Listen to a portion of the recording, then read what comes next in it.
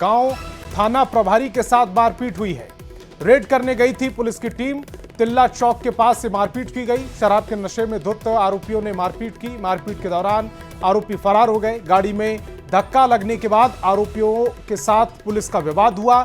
शराबियों ने साथियों को बुला लिया और पुलिस के साथ जमकर मारपीट की है। रांची से ये बड़ी खबर इस समय आपकी टेलीविजन स्क्रीन पर, जहां पर थाना प्रभारी और पुलिस कर्मियों के साथ बेरहमी से मारपीट की गई। ठाकुरगांव थाना प्रभारी के साथ ये मारपीट की खबर है। ओम प्रकाश हमारे संवाददाता ज्यादा जानकारी के साथ फोन लाइन पर जुड़ रहे हैं। ओम प्रकाश, असामाजिक तत्वों द्वारा पुलिस के साथ मारपीट का ये आरोप लग रहा है, किस वजह से मारपीट की गई है? जी बिल्कुल, जो जानकारी है, जो पदाधिकारियों ने जो जानकारी दी है उसके अनुसार कल देर रात जब पुलिस की टीम जब छापेमारी करने के लिए एक आरोपी का पीछा कर रही थी, उसी दरमियान एक गाड़ी में रांची के रातू स्थित तिलता चौक पर एक गाड़ी में पुलिस की वैन जो है वो टकरा जाती है, जिसके बाद उसमें बैठे हुए शराबी युवकों के द्वारा ये पूरी मारपीट की जाती है। विवाद बढ़ता देख शराबियों के द्वारा कुछ और लोगों को भी बुला लिया जाता है, जिसके बाद पुलिस के जो थाना प्रभारी हैं, ठाकुरगांव थाना प्रभारी, उनके साथ और जो उनके साथ पुलिसकर्मी थे उनके साथ मारपीट की गई है। पूरी घटना के बाद युवक जो है वो फरार हो गए हैं। पुलिस फिलहाल उन तमाम आरोपियों की गिरफ्तारी का प्रयास कर रही है। हालांकि जिस तरह से ये घटना घटी है वो कहीं न कहीं बताता है कि हाल के दिनों में पुलिस की टीम पर लगातार हमले हो रहे हैं। पिछले दिनों जगन्नाथपुर थाना क्षेत्र में भी ऐसी 2 घटनाएं हो चुकी हैं, जबकि धुरुआ थाना क्षेत्र में भी ऐसी एक घटना हो चुकी है। तो लगातार अगर कहा जाए तो हाल के दिनों में देखा जा रहा है पुलिस कर्मियों पर जो असामाजिक तत्वों के द्वारा लगातार हमले किए जा रहे हैं। अब इससे कैसे निपटना है, इसे देखना होगा कि वरीय अधिकारी इसे लेकर क्या कुछ रणनीति बनाते हैं। जी ओम प्रकाश, इस तमाम जानकारी के लिए आपका बहुत बहुत शुक्रिया। और झारखंड लोक सेवा आयोग ने सिविल सेवा परीक्षा 2023 का फाइनल रिजल्ट जारी किया है। उम्मीदवार झारखंड सेवा लोक आयोग की ऑफिशियल वेबसाइट www.jpsc.gov.in पर रिजल्ट चेक कर सकते हैं। इस बार इस परीक्षा में कुल 342 उम्मीदवार सफल घोषित किए गए। जेपीएससी ने 864 उम्मीदवारों का इंटरव्यू लिया था। मेंस परीक्षा और इंटरव्यू के मार्क्स के आधार पर फाइनल रूप से चयनित उम्मीदवारों की सूची जारी की गई। झारखंड सिविल सेवा परीक्षा 2023 रिजल्ट में आशीष अक्षत ने टॉप किया है। इनके बाद अभय कजरू दूसरे नंबर पर हैं। तीसरे नंबर पर रवि रंजन कुमार, गौतम चौथे नंबर पर, श्वेता 5वें नंबर पर रही हैं। झारखंड लोक सेवा आयोग के सिविल सेवा परीक्षा 2023 के लिए आवेदन फरवरी 2024 में किए गए थे। इस परीक्षा के तहत डिप्टी कलेक्टर के 207, डीएसपी के 35 पद समेत 342 पदों पर भर्ती होनी है। 1 साल 5 महीने और 28 दिन में प्रक्रिया पूरी की गई है। इंतजार के बाद झारखंड लोक सेवा आयोग यानी जेपीएससी का अंतिम परीक्षा परिणाम जारी कर दिया गया है। निश्चित तौर पर जो अभ्यर्थी बरसों से मेहनत कर रहे थे उनका इंतजार था। 342 अभ्यर्थियों का रिजल्ट जारी किया गया है। ये बहुत ही लगभग यह परीक्षा 1 वर्ष 5 माह 28 दिन में पूरी हुई है।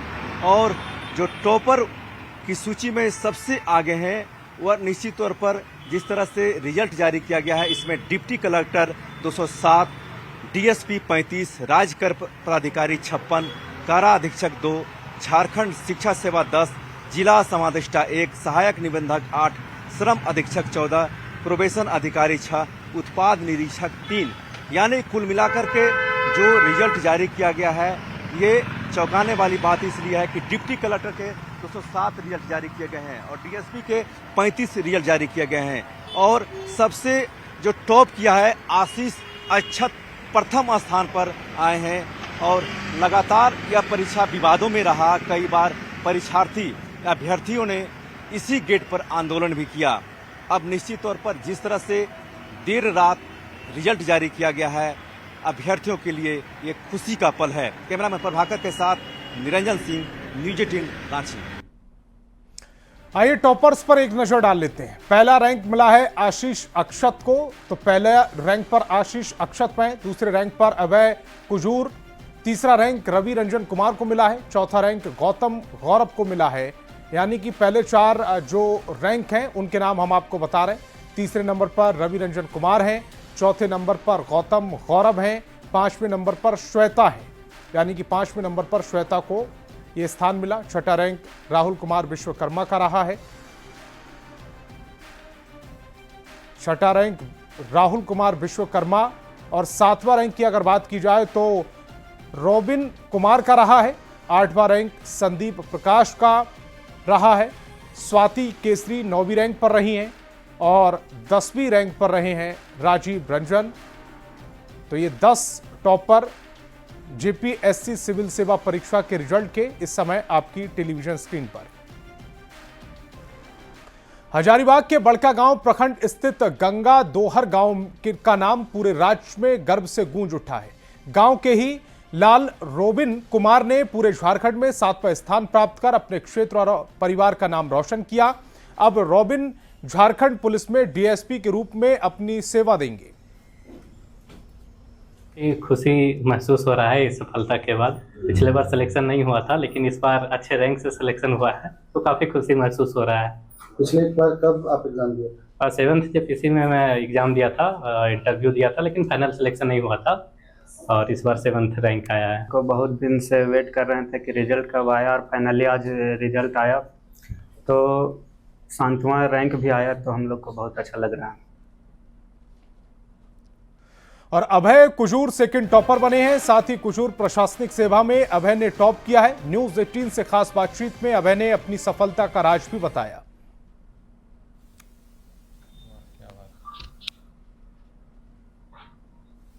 सबसे पहले मैं धन्यवाद करना चाहता हूँ and I would like to thank my God and saviour Jesus Christ and my family and my teachers, मेरे फ्रेंड्स। और मैंने प्रशासनिक सेवा को पहला ऑप्शन चूज किया था, तो मुझे प्रशासनिक सेवा अलॉट की गई है। कैसे तैयारी रही, कितने दिनों की ये तैयारी थी?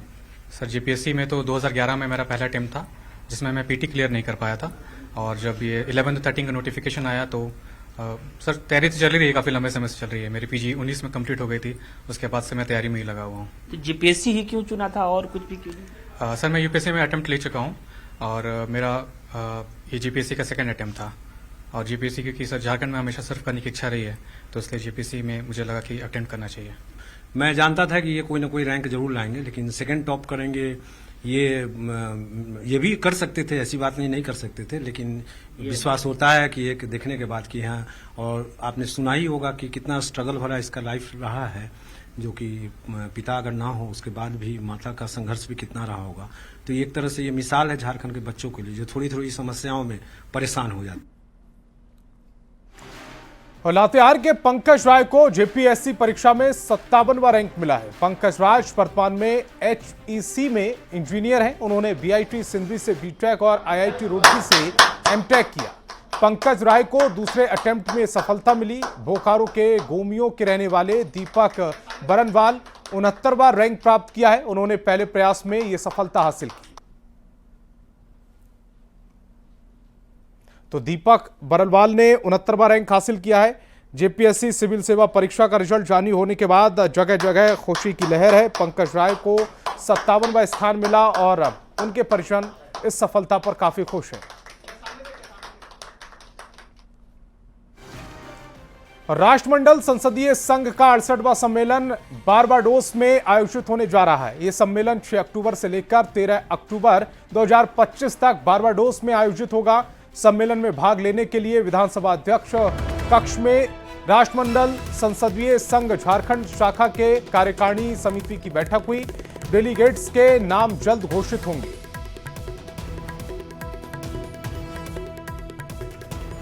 मंडल के जितने सारे देश उनका अनुयायी हैं या उनका मेंबर हैं, उनका सदस्य हैं, सारे लोगों के बीच में इसका वितरित होता है। लोग उस हिसाब से अपना देश का नियम कानून बनाते हैं और उस तरह का जो आने वाला चुनौती हुआ या वर्तमान में जो लोग जिस चुनौती से जूझते हैं, जिससे संघर्ष करते हैं, उसका समाधान निकलता है।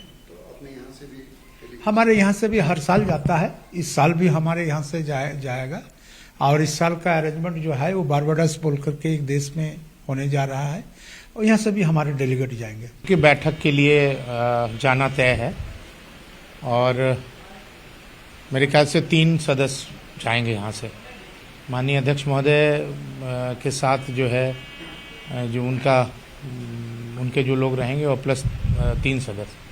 अक्टूबर में जाना ये फाइनल जो है अध्यक्ष के ऊपर है कि कौन कौन लोग जाएंगे राष्ट्रमंडल। रांची के अशोक नगर में पिछले कुछ दिनों से लगातार अतिक्रमण हटाओ अभियान चल रहा है। डोरंडा से अरगोड़ा चौक तक चलने वाले इस अभियान में आज भी कई दुकानों को सड़क किनारे से हटाया गया। जिन लोगों ने अपनी दुकानें सड़क पर नाले से बाहर लगाई थीं, उनकी गुमटियों और दुकानों को जेसीबी की मदद से हटा दिया गया। हालांकि कुछ लोगों को दस्तावेज दिखाने के बावजूद 2 घंटे के अंदर दुकान खाली कर सामान हटाने का निर्देश दिया गया। इस दौरान हटिया विधायक नवीन जायसवाल भी मौके पर पहुंचे और दुकानदारों और निगम की इन्फोर्समेंट टीम के पदाधिकारियों से बात की। कई जगहों पर दुकानदार और नगर निगम के बीच बहस भी देखने को मिली। कार्रवाई के दौरान कई दुकानों के बोर्ड और फ्लैक्स को जब्त कर लिया गया। से बात हुआ था सिटी एसपी अंबुज सर से हमारा, और उन्होंने बोला क्या क्या आश्वासन दिया था कि नाला के पीछे है आपका और कागज है तो कोई आपको नहीं हटाएगा। फिर भी ज़बरदस्ती अभी हमारे नगर निगम वाले आए और बोले कि नहीं आपको भी हटाना पड़ेगा। तो हम बोले कि हम बात करवा दे रहे हैं। अंबुज सर अभी फ़ोन नहीं उठाए हैं।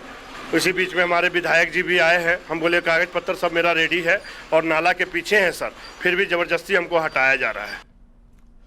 सीसीएल के अनुबंध चालकों ने न्यूनतम मजदूरी की मांग को लेकर सीसीएल बड़का सयाल महाप्रबंधक कार्यालय पर प्रदर्शन किया।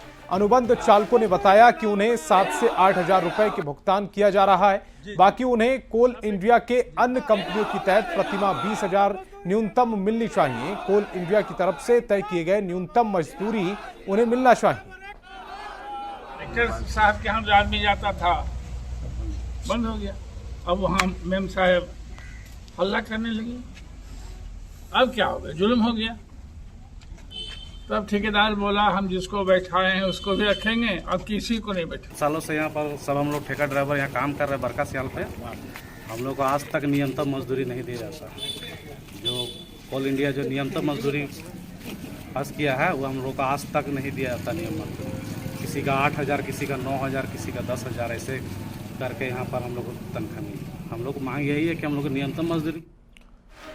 खबर हजारीबाग से, जहां कोर्रा थाना इलाके के कोलंबस कॉलेज के पास संयुक्त बिहार के सीएम रहे कृष्ण वल्लभ सहाय की आदमकद प्रतिमा को अज्ञात लोगों ने क्षतिग्रस्त कर दिया, जिसे लेकर स्थानीय लोगों में काफी गुस्सा है। स्थानीय लोगों ने आपराधिक तत्वों को गिरफ्तार करने के साथ कड़ी सजा देने की मांग की। जिला प्रशासन ने भी दोषियों की जल्द गिरफ्तारी का भरोसा दिया, साथ ही खंडित प्रतिमा को अनुपस्थित पुनर्स्थापित करने की बात कही।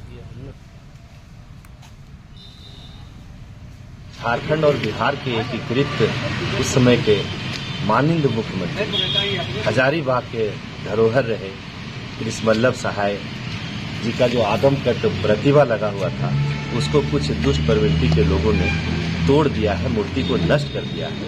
इससे हम सब बहुत आहत हैं। हजारीबाग के लिए ये शर्म का विषय है आज, और हम लोग काफी दुखी हैं कि इस तरह का जो प्रवृत्ति जिन्होंने भी किया है, हम सब प्रशासन से मांग करते हैं कि उसको अविलंब गिरफ्तार करे, दोषी को सजा दे। और हम लोग तहकीकात कर रहे हैं कि जो भी इस तरह के मानसिकता वाले लोग हैं जो शहर के शांति व्यवस्था को भंग करना चाह रहे हैं, उसका जांच तेजी से की जाएगी और कार्रवाई की जाएगी। जो खंडित मूर्ति है उसको पुनर्स्थापित करने का। और प्रधानमंत्री मोदी देश के दूसरे सबसे ज्यादा दिनों के कार्यकाल वाले प्रधानमंत्री हो गए। प्रधानमंत्री मोदी ने इंदिरा गांधी के कार्यकाल का रिकॉर्ड तोड़ दिया। इंदिरा गांधी 4077 दिन तक देश की प्रधानमंत्री रहीं, जबकि प्रधानमंत्री के तौर पर नरेंद्र मोदी का कार्यकाल 4078 दिन का हो गया है। प्रधानमंत्री मोदी सबसे लंबे कार्यकाल वाले देश के दूसरे प्रधानमंत्री बन गए। प्रधानमंत्री मोदी के तौर पर सबसे लंबा कार्यकाल प्रधानमंत्री के तौर पर सबसे लंबा कार्यकाल जवाहरलाल नेहरू का रहा है। नेहरू का कार्यकाल 6130 दिनों का रहा है। बड़ी बात यह है कि प्रधानमंत्री के तौर पर मोदी का कार्यकाल नॉन स्टॉप यानी कि लगातार जारी है। पिछले 3 लोकसभा चुनाव में प्रधानमंत्री मोदी पर देश की जनता ने भरोसा जताया।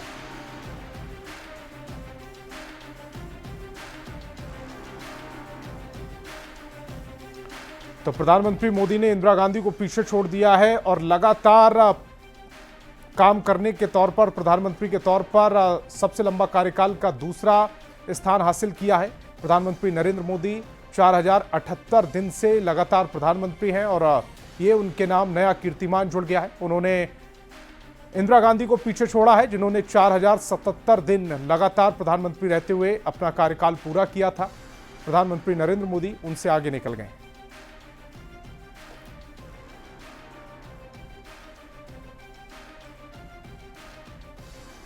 देखिए, ज़्यादा दिनों तक लगातार प्रधानमंत्री का रहने का रिकॉर्ड तोड़ना, ये उपलब्धि में हम सब नहीं मानते हैं। कम समय हो और आपने ज़्यादा काम किया हो, देश और दुनिया में ज़्यादा आपकी तारीफ हुई हो, उसको मानने की आवश्यकता है। देखिए, माननीय नरेंद्र मोदी जी को आपने देखा होगा कि जब से वो, चाहे वो मुख्यमंत्री के रूप में उनका कार्यकाल रहा हो या प्रधानमंत्री के रूप में, उन्होंने एक ऐतिहासिक फैसलों से लगातार राज्य की भी सेवा की, देश की सेवा की और गांव, गरीब, किसान, जिसके विषय में हम कहते हैं अंत्योदय, इस सबको मुख्य धारा में जोड़ा। तो आज जो कांग्रेस ये कह रही है, उनको ये सहन नहीं हो रहा है कि हमारा रिकॉर्ड टूट रहा है। श्रीमती गांधी का रिकॉर्ड तोड़ करके आज माननीय नरेंद्र मोदी जी देश के ऐसे प्रधानमंत्री हो रहे हैं जो इतना कार्यकाल लगातार पूरा किए हैं। इसलिए हम सब उनको बधाई देते हैं, शुभकामना देते हैं और ईश्वर से कामना करते हैं कि लगातार वो देश की सेवा ऐसे ही करते रहें। झारखंड के विश्वविद्यालयों के वीसी और प्रो वीसी की नियुक्ति अब राज्य सरकार करेगी। कल कैबिनेट ने राज्य विश्वविद्यालय विधेयक 2025 को मंजूरी दे दी, जिसके बाद अब वीसी और प्रो वीसी की नियुक्ति का अधिकार राज्य सरकार के हाथ में आ गया। पहले राजभवन इनकी नियुक्ति करता था। सरकार के फैसले का जहां कांग्रेस ने समर्थन किया, तो वहीं बीजेपी ने निशाना साधा। ये मुख्यमंत्री और राज्य सरकार शिक्षा को लेकर के बहुत गंभीर है और लगातार विश्वविद्यालय में जैसे असिस्टेंट प्रोफेसर की नियुक्ति है, सत्र विलंब से चल रहे हैं, छात्र परेशान हैं। तो इन सब चीज़ों का जो है, अब जितने भी विक्टिम्स हैं वो सीधे तौर पर सरकार से सवाल करते थे, तो सरकार ने अपने हाथों में लेकर के और एक अच्छे नियत के साथ इस शिक्षा व्यवस्था में सुधार हो और इसको नियुक्ति प्रक्रिया करेंगी, तो निश्चित रूप से आने वाले समय में विद्यार्थियों को लाभ होगा। वो हठधर्मिता पर चल रही है, उनको नियम कानून से कुछ भी नहीं है। वो एक प्रकार से बहुमत का दुरुपयोग करते हुए लोकतांत्रिक व्यवस्था का अपमान कर रहे हैं। उसी क्रम में एक ये व्यवस्था है।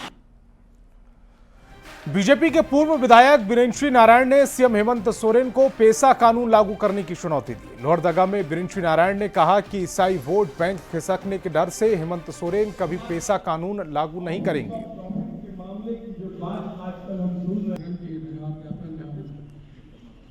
जेएमएम कम से कम कभी नहीं दे सकती, शिबू सोरेन के सुपुत्र हेमंत सोरेन कम से कम कभी नहीं देंगे, क्योंकि उनको पता है कि पेशा कानून अगर लागू हो गया तो जो ईसाई मिशनरियां हैं वो उनसे नाराज होंगी।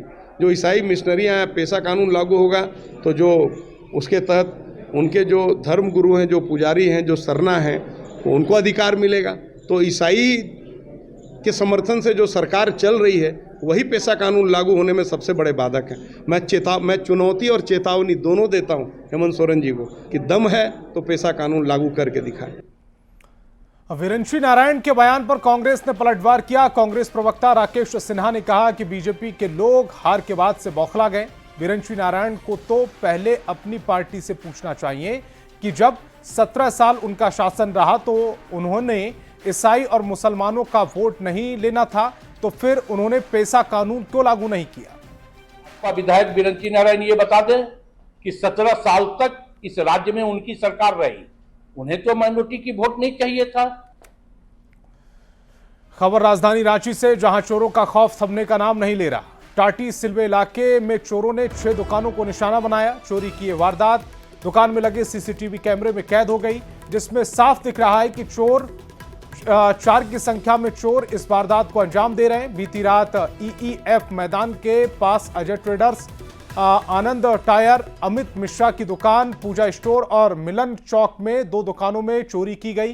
पुलिस सीसीटीवी फुटेज को खंगाल रही है, लेकिन अभी तक किसी आरोपी की गिरफ्तारी नहीं हुई।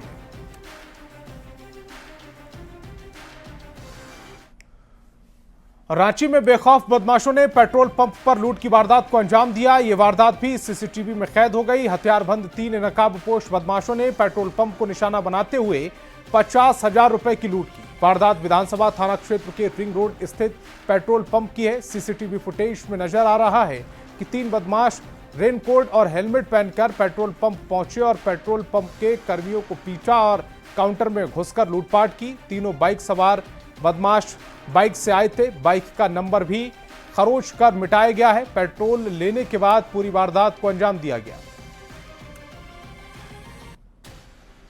अब खबर धनबाद से, जहां बागमारा में चल रहा चाल धंसने की घटना बताई जा रही है। वहां बीसीसीएल और एनडीआरएफ की टीम रेस्क्यू चला रही है। जिस मुहाने की बुलडोजर से भराई की गई थी, उस स्थान की जेसीबी से अब खुदाई शुरू कर दी गई है। एनडीआरएफ की टीम ने 35 सदस्य इसमें शामिल हैं। टीम को 2 भागों में बांटा गया है। टीम का एक भाग रेस्क्यू में जुटा है। घटना का जो स्पॉट बताया जा रहा है, वहां अभी रेस्क्यू चल रहा है। रेस्क्यू में बीसीसीएल की 10 सदस्यीय टीम घटनास्थल पर मौजूद है। मंगलवार की रात बागमारा के जमुनिया में अवैध खनन के दौरान चाल धंसने की घटना सामने आई थी। इस घटना के बाद बुधवार को गिरिडीह सांसद चंद्रप्रकाश चौधरी और जमशेदपुर पश्चिम से विधायक सरयू राय ने मौके पर निरीक्षण किया। गिरिडीह सांसद चंद्रप्रकाश चौधरी ने घटना की जांच के लिए बागमारा थाना में लिखित में शिकायत दर्ज कराई। हादसे में 5 लोगों के दबे होने के नाम भी सांसद चंद्रप्रकाश चौधरी ने पुलिस के साथ साझा किए हैं। हजारीबाग में इशाक में 250 साल पुराने मंदिर, मठ, तालाब और बाग बगीचों की जमीन पर भू माफियाओं की नजर लगातार बनी हुई है। इन जमीनों पर अवैध कब्जा और अतिक्रमण को लेकर न्यूज 18 चैनल ने विस्तार से खबर दिखाई थी, जिसका असर अब जमीन पर दिखने लगा है। खबर दिखाए जाने के बाद अब स्थानीय ग्रामीण जागरूकता की राह पर दिख रहे हैं। इसी विषय पर चिंता जताते हुए जिले के प्राचीन और ऐतिहासिक लक्ष्मी नारायण बड़ा अखाड़ा परिसर में एक विशेष बैठक आयोजित की गई, जिसमें मंदिर बचाओ समिति का गठन किया गया। का धरोहर है और इस धरोहर का बचाना हम लोग का दायित्व होता है। किसी प्रकार से माफिया या अपराधी जमीन को कैप्चर नहीं कर सके, इसलिए लोगों ने एक समिति बनाया है। दूसरी बात यह, जमीन आज नहीं वर्षों से जनता का है और जनता उसको उपयोग करती चले आ रही है। नाजायज तरीके से कुछ व्यक्ति और दस्तावेज नाजायज बना सके और जमीन को अपना दखल कब्जा करना चाह रहे हैं, जिसको जनता बर्दाश्त नहीं करेगी। इसके लिए अगर आर और पार की भी लड़ाई होगी, सभी लड़ने के लिए। तो इस बुलेटिन में फिलहाल इतना।